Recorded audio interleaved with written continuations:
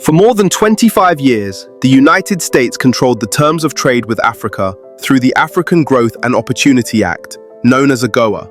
On paper, this agreement looked like American generosity, offering African countries duty-free access to US markets and support for exports. But in reality, AGOA was leverage. It decided which countries qualified for benefits, which ones behaved correctly according to Washington standards, and which ones got punished when they did something the United States disapproved of. Then, in September 2025, something extraordinary happened. AGOA expired. There was no renewal, no emergency summits, and no frantic speeches from African presidents begging to save the deal. Most shocking of all, Africa did not panic. There were no trade meltdowns or desperate pleas to rescue the agreement. Instead, the silence said everything. While the world was not watching closely, Africa had already begun moving on. New trade partners had arrived, and new supply chains had formed. That is when the script flipped completely. Suddenly, it was not Africa asking for access to American markets. It was the United States asking how to stay relevant in African trade. Instead of South Africa scrambling to save its access to the massive US market, Washington began scrambling. The US government rushed legislation through Congress to extend the trade deal for another 3 years. This reversal flips the old story of Western leverage completely on its head. South Africa did not panic. Its markets adapted quietly. Exporters looked to other trading partners. Regional trade within Africa deepened, and reliance on AGOA eased significantly. Meanwhile, the United States suddenly became aware that losing AGOA could seriously disrupt its own industries and supply chains. So Washington moved fast to extend the very program it once used as leverage over African countries. To understand why AGOA collapsing shocked Washington more than Pretoria, we need to understand what AGOA truly was from the beginning. When AGOA was created in 2000, the United States was already losing factories. Manufacturing was moving to cheaper regions around the world. Instead of rebuilding industry inside America, Washington found another solution. President Bill Clinton signed the agreement allowing African countries to produce goods cheaply and ship them straight into US supply chains. This way, American companies could access low-cost products without paying American wages. South Africa became the most important player in this system. Unlike many African exporters that mainly sold raw materials, South Africa supplied finished industrial products. Everything from cars and car parts to processed foods, chemicals, and manufactured goods flowed from South Africa to America. Entire US industries quietly depended on South African production to stay profitable. Automakers relied on South African components. Retailers depended on South African agricultural goods. But AGOA was never just economic. It was also political, because access could be removed if a country did not behave the way Washington wanted. For years, AGOA acted as leverage. If an African country supported US policies, trade flowed easily. But if it did not, there were threats of exclusion. For a long time, that leverage worked, because everyone believed losing US market access meant economic disaster. But nothing lasts forever.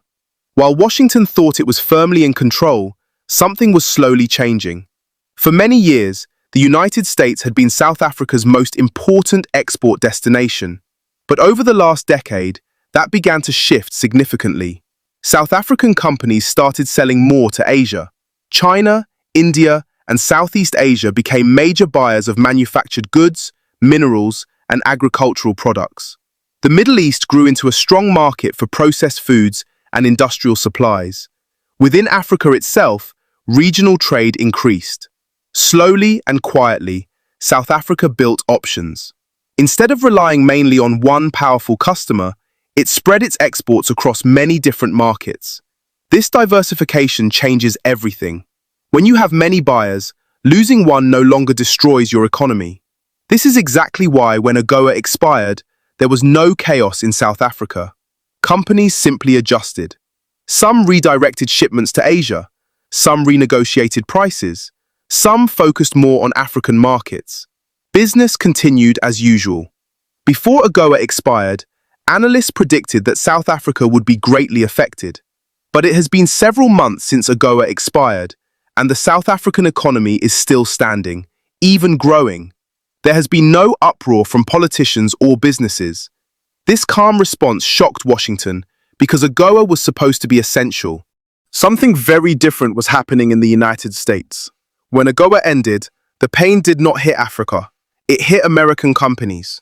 For years, US industries had quietly built their supply chains around South Africa. When the program ended, everything changed overnight. Those imports suddenly became more expensive. Tariffs returned and costs went up, meaning higher prices for American consumers. Car makers warned Congress that production costs would rise. Retailers said food prices would increase. Importers explained that replacing South Africa was not easy. American businesses started lobbying lawmakers urgently. Their message was clear. Shutting down AGOA was not hurting Africa, it was hurting America. If AGOA stayed dead, US supply chains would suffer, profits would drop, and prices would rise. In a country already worried about inflation, that was politically dangerous. This is why Congress moved so quickly to extend AGOA. The extension was not about helping Africa. It was about protecting American industries and consumers. For many years, the United States used trade as a tool of political influence. But when AGOA expired, something very important became clear. South Africa was no longer afraid. Before the collapse, Washington had been pressuring South Africa over foreign policy issues, criticizing its relations with Russia and sending warnings about trade practices. In earlier decades, this kind of pressure would have forced quick adjustments. But this time, South Africa did not change its positions. It stood its ground because it had already reduced its dependence on the US market. The United States suddenly realized it could no longer use market access as effective leverage. Instead of tightening conditions, Congress rushed to extend AGOA. Instead of tough language, US officials began speaking about mutual benefit and partnership. That change in tone was not accidental.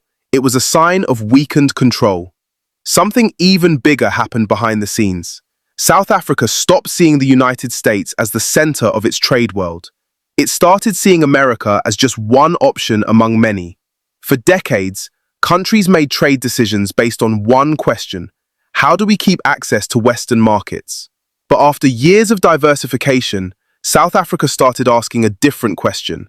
What is the US market worth compared to other markets? When you move from survival thinking to evaluation thinking, power changes hands. The United States was no longer the gatekeeper deciding South Africa's economic fate. It became just one customer among many. This is why the AGOA extension did not bring celebration in South Africa. It brought simple acceptance. AGOA was no longer life or death. It was simply helpful when the terms made sense. Right now, the United States faces a new reality. It must compete for relevance. Other African countries are watching closely. They see that diversification works. They see that political pressure loses power when economic options exist. AGOA's collapse and rushed revival was not just a trade story. It was a signal that Africa's biggest economies are no longer trapped in one-sided relationships.